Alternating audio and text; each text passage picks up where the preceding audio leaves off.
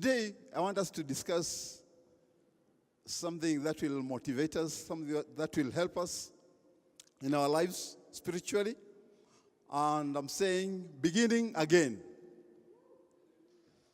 Beginning again. Amen? Yes. Tumezoea tu kusema, Happy New Year, Happy New Year. But I don't know how the year was last year. To some, maybe you had success last year. To some, you had some achievements. To some, maybe you developed some area, some developments. Others got jobs. Others got married. And so on. But I don't think it was the same to everybody. To some, there were disappointments. And to some, there were failures, what we call failures in our context. To some, things did not work, did not go our way, did not work well. Projects maybe failed. Broken relationships.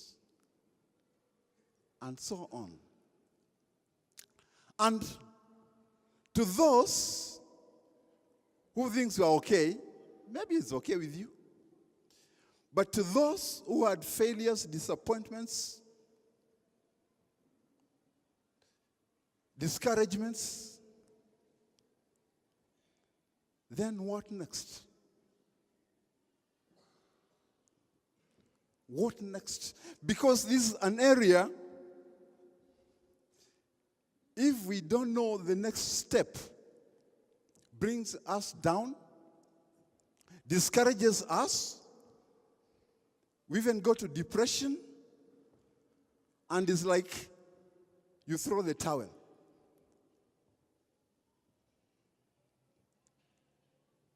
And this is common in life. Hakuna mtu anaweza jigamba kwamba mimi, since I was born, things are just okay. Somewhere, things will go wrong. In the book of Ecclesiastes, Kiswahili, naitwa kitabu cha Mhubiri, inasema, to everything there is a season. A time for every purpose under heaven. That's very important for you to note. As long as you are living, to everything, that says the Bible, there is a season. And a time to every purpose under heaven. And then, verse 4, inasema, a time to weep and a time to laugh. That's a season. Verse 6,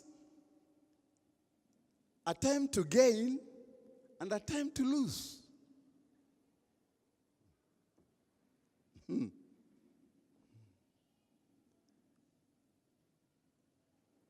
For those who things did not go well, hello? And I believe, sijafanya statistics, but I know the majority in this group, things did not go our way. Na nikisema hapo Bwana asifiwe, hakuna kusema amen. Of course we shall be lying.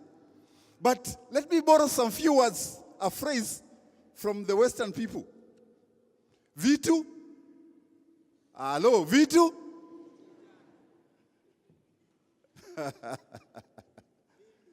Vindu, ni vindu, sio vindu, vishenjaga. Nimejaribu kutranslate hiyo kwa Kikamba. Siendo, Wakamba wako wapi? Siendo ni sensasia. That's an encouragement. You are not going to stay in that situation. Things have to change. Wajaluo vitu vichenchanga inasema nini? Haya. Watu wa Kabete, hii ni kama Waswahili tu. Watu wa Nyeri mnasemana namna gani?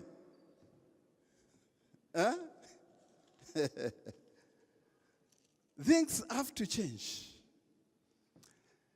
The book of Genesis, theologians call it the book of beginnings. And it's true, everything began in Genesis. Creation began in Genesis. Man was created in Genesis. Death began in Genesis.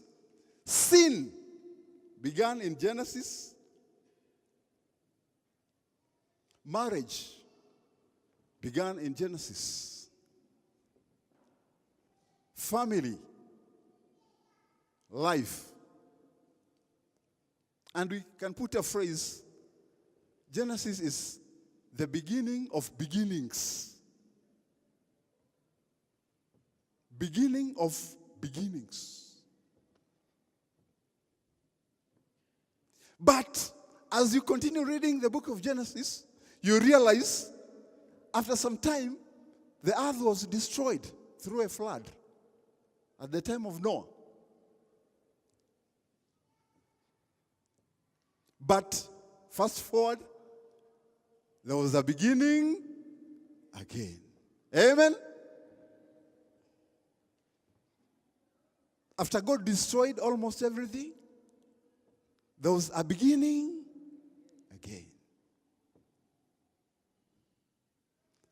Adam and Eve broke their relationship with God. In Genesis. But then, there was a beginning again to relate with God. When Moses broke the tablets of the covenant, God called him and told him, come again to the mountain and we shall begin again. I'll write another tablet and give it to you. Beginning again. Thank you. Now, the area we read our first reading, our reading, there was an interesting man there called Isaac. And we read, then Isaac sowed in the land and reaped in the same year 100-fold, and the Lord blessed him. The man began to prosper and continued prospering until he became very prosperous. Verse 14, for he had possessions of flocks and possessions of herds and a great number of servants, so the Philistines envied him. This is life. Whatever success you have, don't think everybody will be happy about you. Whatever development you have, don't think every person will be happy about you. And this is important in your life.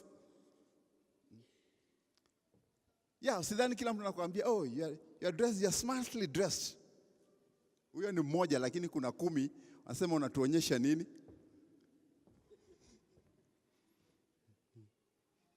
When people tell you, oh, your car is good, I like it.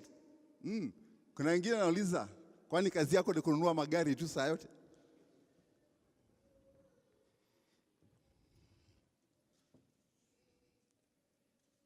People will envy you, and this is life. So Isaac after God making him prosperous, the Philistines were not happy about him.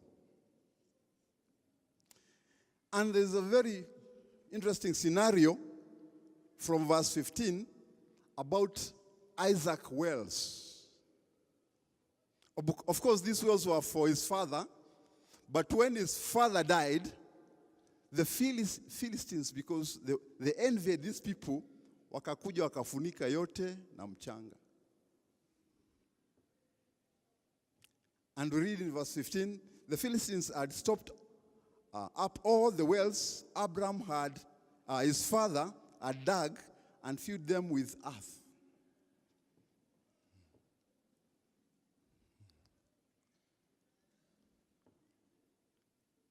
Now, there was a king called Abimelech in verse 16. And this is what he told Isaac. Isaac, king of Abimelech, orders Isaac to leave that area.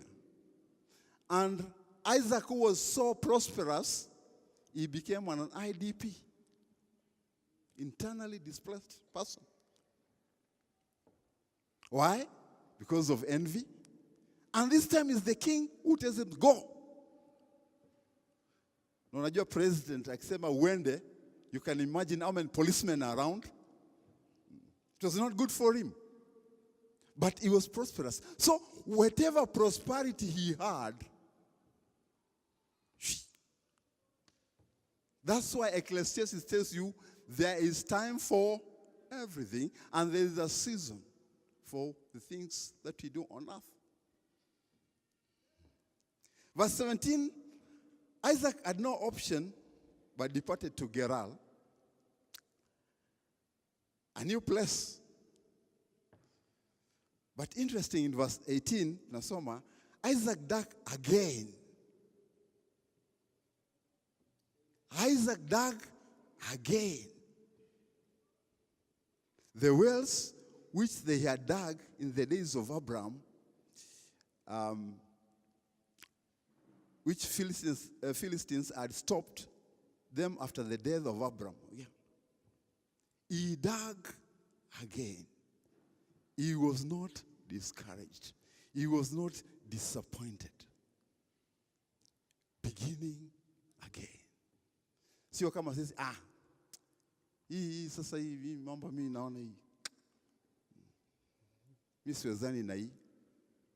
Begin again. Verse 19. The servants of Isaac dug another well. Also, they began again. Verse 20. Husband quarreled with Isaac. Husband. And when they quarreled, he left that well. Verse 21. They dug another well and quarreled on that one also. What's happening? And there's a man of God. This is a man of God who was prosperous. Things are not working.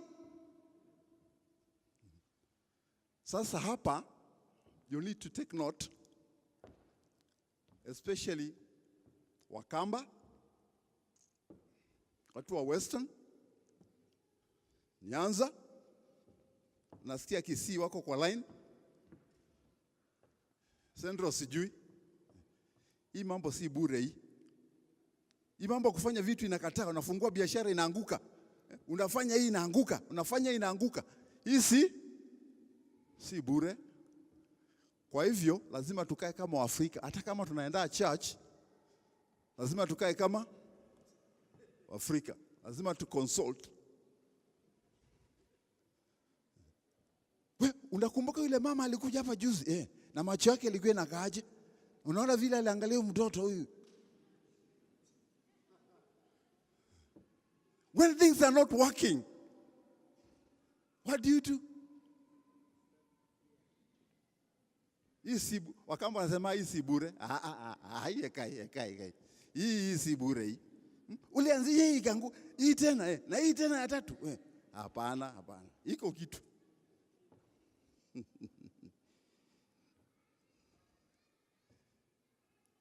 They dug another well and quarreled on that one also. Verse 22. And he moved from there and dug another well, and they did not quarrel over it. So he called it Rehoboth, because he said, for now the Lord has made room for us, and we shall be fruitful in the land. Bwana asifiwe.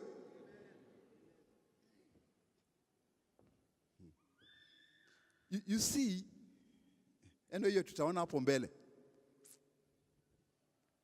You have to learn to begin again. You have to learn to begin again. Okay, I've taken about 3 motivators that will encourage us to begin again. 3 areas that will motivate us to begin again when things go wrong.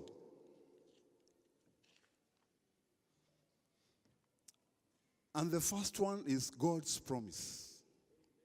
God's promises. You know those old guys, let nasema, kuna mmoja alikuja akasema, akatunga wimbo inaitwa Standing on the Promises of God. Wengine wanaojua, wengine hawajui. Standing on the promises of God, my Lord. Chorus inaenda hivyo. Standing, standing, standing on the promises of God, my Savior. Standing. Unaijua? Standing on the promises of God should be a motivator to begin again.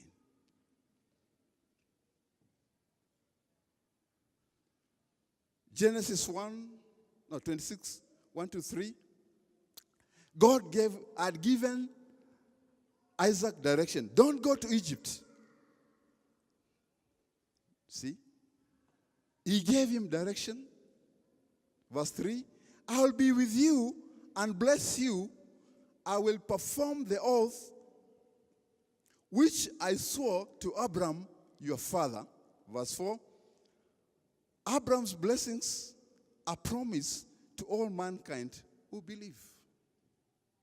So, what was motivating Isaac? There was a promise given by God, and when God gives a promise, you have to know who is this giving a promise.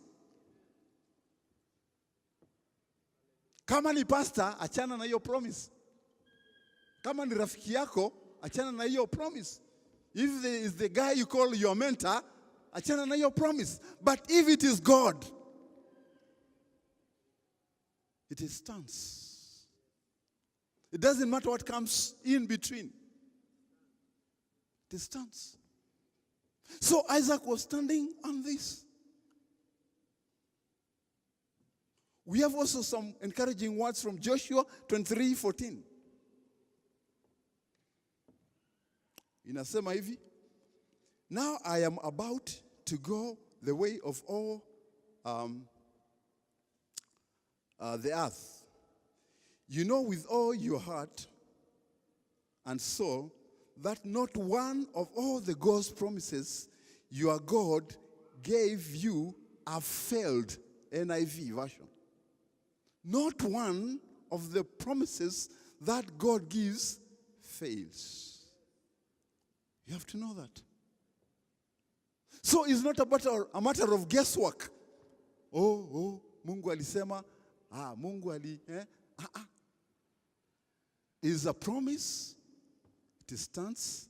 It has never failed. 1 Kings 8:56 inaongezea uzito.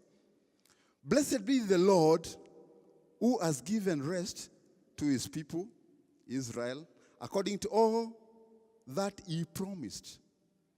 There has not failed one word of all his good promises, which he promised through his servant Moses. God's promises. a reason, a motivator to begin again. Mungu akisema, lakini kama wewe unafikiria Mungu ni adhumani, Mungu si adhumani. Uliza kina nani hapa, utakwambia, Waswahili wanakuambia Mungu si adhumani. Uliza Amani hapa, utakwambia Mungu si nani. Kama unafikiria Mungu ni adhumani, get rid of these promises. Lakini kama Mungu, God is God, stand on his promises. There's also another interesting encouragement in Luke 19:9.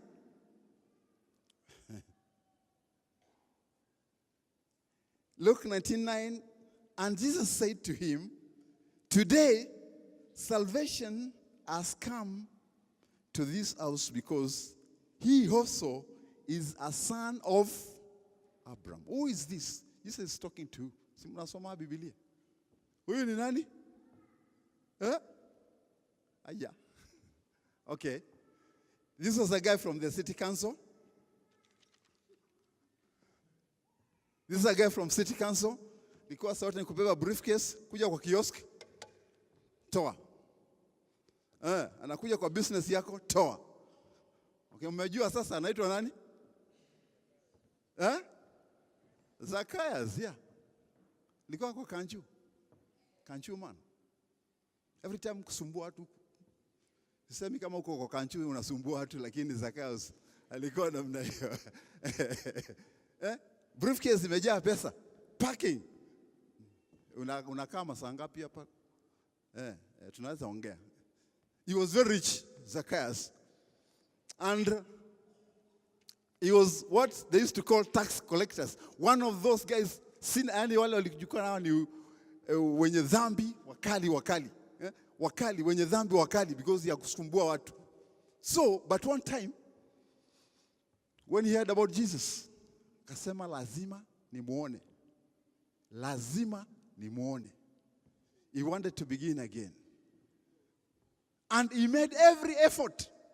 Ukisoma hiyo story vizuri, you understand there was a big crowd. And the Bible says the crowd prevented him seeing Jesus. So he climbed on a tree. Akasema lazima na ni lazima. And Jesus, when he came, akamwambia, calm down. That's why now anaongea hii maneno. Anasema, and Jesus said to him, today salvation has come to this house because he is also a son of Abraham. Now, that last statement, a son of who? Why? Why is Jesus invoking such a phrase? Very good, Pastor. There was a promise to Abraham in Genesis 12 that I'm bless you and all the nations will be blessed because of you, plus all the sons of your generation. It was a promise. From Old Testament back to New Testament, it was a promise. So anaambiwa hata huyu is a son of who? Salvation has come to him. Standing on the promises of God. Wengine hatuzijui. No wonder we can't begin again. Hatuzijui. So unataka kwenda kubegin again na ideas. Ideas are good. But when they're not supported by the Bible, you should claim them. They are yours. That's why, is it Hosea? My people are destroyed because of, you don't know. These are promises in the Bible. You should make use of them. And I believe the delay Mungu alikuwa nayo kwa Isaac when anachimba hii inaanguka, he wanted just to see. Do you still trust in me? Do you still believe in me? Do you still know who I am? Do you know eventually anamwambia bas, nimetosheka. Hii land yote ni yako. Bwana asifiwe. Number 2, persistent faith. Persistent faith. Now, to persist in faith, you need determination. You cannot persist in faith if you are not determined to do something. It's like, do you mean what you want to do?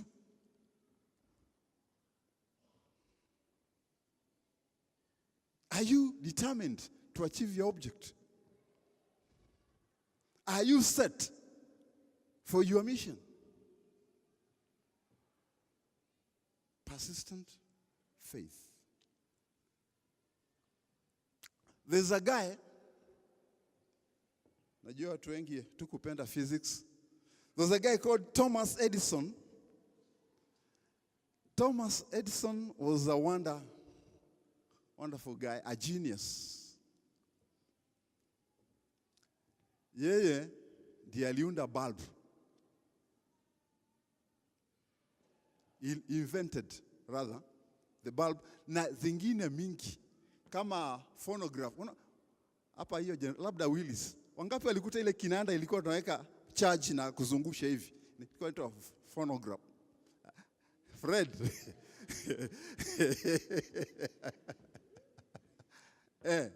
Ilikuwa inawekwa, ilikuwa inaita majira, unaweka majira, alafu unaweka hiyo sahani. I had a friend kwa jeshi, ilikuwa anaitwa Awich. Wakati cassettes zilikuja, aliniambia watu wa Nyanza were very disappointed. Because wanataka kuona hiyo record ikifanya nini? Twist ni pendo langu, tididi. Pendo langu la moyo, wow, wow, wow, tididi. Wasichana wa Kaloleni. Lakini shida hiyo phonograph ni kwamba hiyo charge ilikuwa inaishia katikati. Wow, wow, wow. Alafu narudi tena. Hiyo ilikuwa invention ya Thomas Edison. Lakini I want to talk about na zingine mingi, so many. Go and read about his history. Alifanya wonders. Alikuwa zile tunaita patent. Alikuwa na over 1,000. So Edison, when he was making the bulb, he made 1,000 attempts when inventing the bulb. And then kawaida reporters came, kamuuliza nataka tuowe na kamkutano kidogo. Then the reporter asked him, how did you feel when you failed 1,000 times? And his response was, I did not fail. So every move you make and you don't achieve whatever you want, you learn something. You learn something. So if the response unakuta ni tofauti sana na yetu, anasema these were only steps to inventing the bulb. Persistence.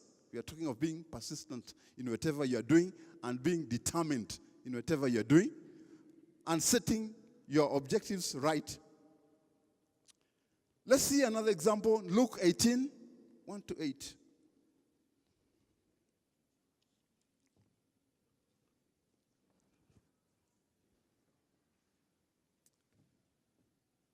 There was a woman, a widow. The story of a woman and a widow. Nafikiri tunajua hii story. This widow wanted justice from the judge, and she went there many times, but the judge refused to give her justice. But then later, what we see ni kwamba, after some times, the judge gave in to the pressure of persistence. She said, oh, this woman is going to wear me out, so let me give her justice. And of course, alipeana justice.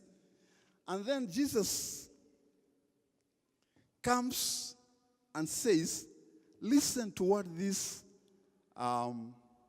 evil judge saying. See what he did.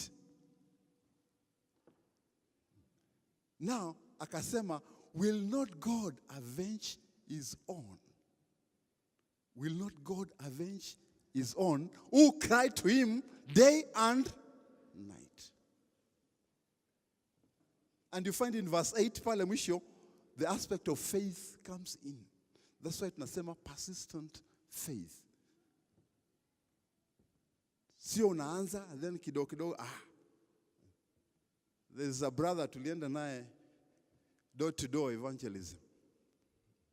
So tukaenda ya kwanza, ongea naye mtu akatuambia ni Catholic. Unajua yule. Naenda mwingine atuambia nilikuwa naenda hospitali, so excuse me. Kaenda ya tatu sijui alituambia nini. Kaniambia we are wasting our time. Hii evangelism hii haifanyi kazi. Tutafute njia zingine. Persist in your faith. Bwana asifiwe. My daughter Pauline alipata scholarship. And just the last days, kama siku 3 hivi, siku 4, her name was cancelled from the list. So akaenda akaambiwa, your name is not here. Na wengine wanaenda wameanza kubukiwa ndege kwenda. So akaenda to the embassy kamwambia go to Jogoo House kwa ministry. Kaenda kwa ministry, go to the embassy. Akachoka, akatuambia tukaenda Jogoo House. Akatuambia, you see and you know these guys how they talk. You see and you know and so we just went home. Nakwambia Pauline, we canceled her. Nakwambia please forget this. Mungu atatafuta nyingine, atatafuta university nyingine hapa uende. This is what Pauline said. Na hiyo ni miaka mingi. Alisema daddy lazima nitaenda. Determination, persistence, lazima nitaenda. So what we did, we prayed. Na ikaishia hapo. A miracle happened. Simu ilitoka embassy ya Russia, Kenya embassy in Russia. Kakuja, they discovered, I don't know how they discovered. There was a boy alikuwa anafanya engineering, akataka kuswitch to medicine. So pesa ikapeanwa, nini ikafanyika. And interesting, huyu kijana aliambiwa, you either change and do what you came to do here or go back. Pauline alienda, wengine walikuwa wameenda, alienda peke yake. Na kalakiwa na ambassador wa Kenya huko, na kalala kwake. Bwana asifiwe.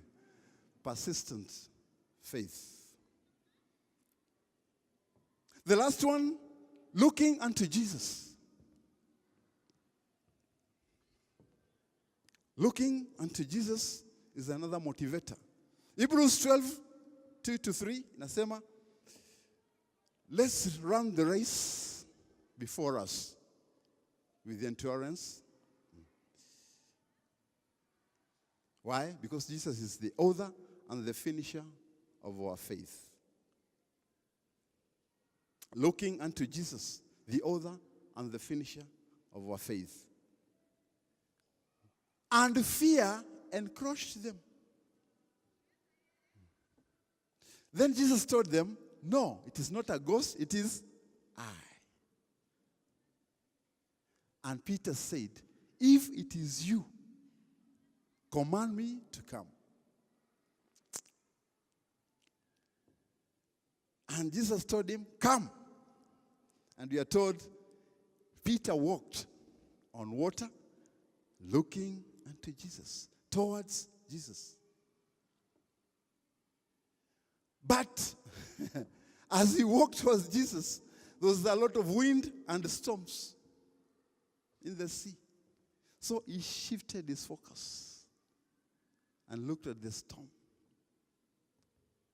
And we are told he began to do what? To sink. This is exactly what happens when we lose focus of Christ and begin looking at the world, what others are doing, what is happening around. We begin sinking in faith, in our spiritual growth. But Peter na kierere yake, kierere ni mzuri. Msidharau watu wa vierere. Tunasema mtu na kierere, kuna saa nyingine inasaidia. Ilisaidia Peter. Kierere ya kuingia kwa maji na kierere wakati anazama.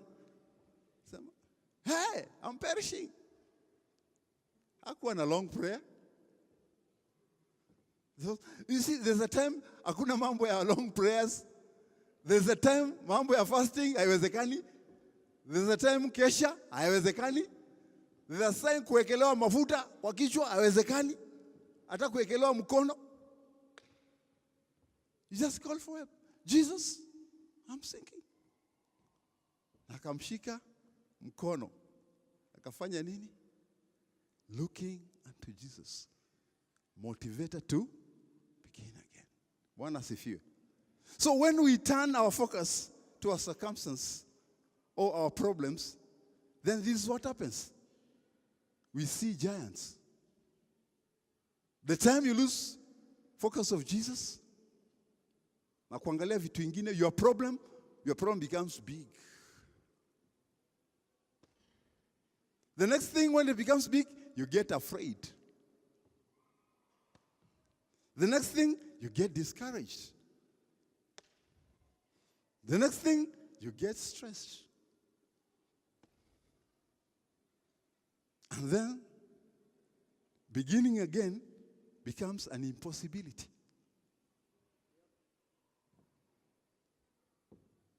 But what does God tell us? With God, all things are. Bwana asifiwe. May God bless you. Let's pray.